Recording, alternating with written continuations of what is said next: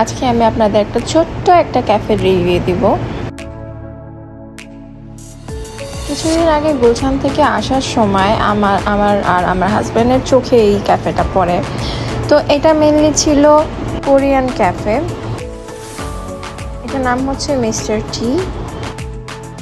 আর যেহেতু আমি চা লাভার, এটা কম বেশি সবাই জানে আমার যারা ক্লোজ আছে। তো আমার কেন জানে ইচ্ছা হলো যে দেখি মেবি ডিফারেন্ট কোনো কিছু ফ্লেভারের টি আমি পাবো এখানে।